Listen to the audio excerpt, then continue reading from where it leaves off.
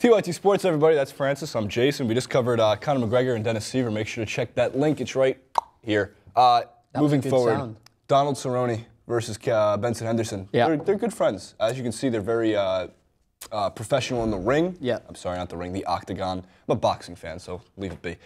So Cerrone won by unanimous decision on the scorecard. Yet when you go through MMA Fighting, Cage Potato, all the different sites that we know, SB Nation, they all scored it, Henderson beating Cerrone. Yes, now, when you watch the fight, Henderson landed volume, his punches, his leg kicks, all of that in volume. He had more, but Cerrone had more power behind what he did land.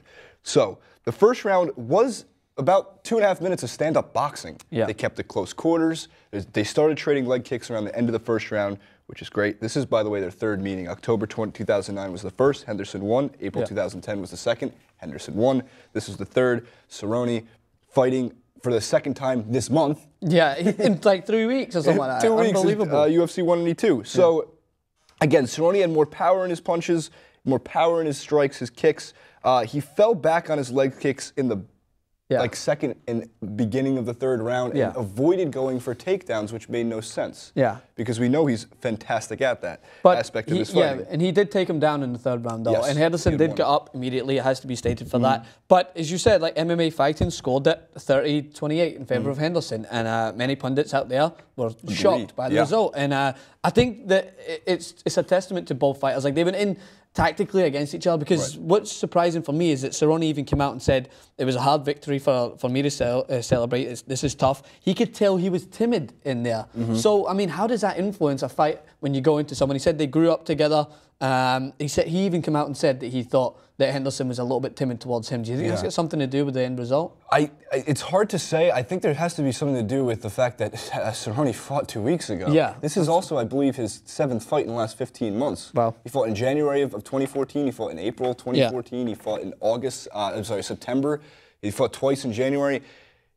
Speaking of self-promotion, which we touched on with Conor McGregor, Cerrone is also doing a fantastic job at self-promotion by simply getting into that octagon as much as he possibly can. Now, the downside to that is you're going to wear your body down. You cannot physically fight that many times in a year without eventually getting your ass kicked by somebody. Yeah, you're so susceptible to injuries. And what he even said, and he came out there and he said that he was looking for a 5-round fight. You know what I mean, with Henderson. He felt like 3 rounds was not long enough. Fights would have been 5 rounds, so he wanted it. He basically come out and said 5 rounds with Ben is what we always need. We'll do it again. So he's obviously saying that it's going to happen again. But the fact of the fight was that what I see when I look into UFC from a fan's perspective, when both of them were so hard to differentiate between both from a neutral, I seen that Cerrone went for a lot more takedowns and got him on the canvas a little bit more. Could that have been the deciding factor when it comes to it? Because we have talked about this before in previous fights of UFC, and even Ben from Cage Potato said that could have been something that they should score it round by round, but when it comes to taking the other opponent down, maybe that's why Cerrone was kind of favored. It has a major effect, obviously, and again, it still falls back on the power versus the volume. And it seems like, now Henderson, where he definitely, I mean, there was a unanimous decision. That's according to the judges in that fight that Cerrone won. One of the major things, Henderson's flying knee, which, by the way, is one of the most badass things you can ever see, landed. It connected beautifully. It was probably his most powerful strike of the entire 3 rounds of the fight. But when he reset, he got a right head kick counter from Cerrone, which obviously, again, was in Cerrone's favor for the fight. So, again, a unanimous decision that was not, again, it seems like the fans and most people that scored this fight from around the interwebs, scored it in Henderson's favor. But, again, we want to know what you guys think. Obviously. Absolutely. Do you think Cerrone actually won that fight, or do you think Henderson rightfully won the fight? Should not have been a unanimous decision. And are we going to see another Cerrone versus Henderson? I'm pretty sure we are.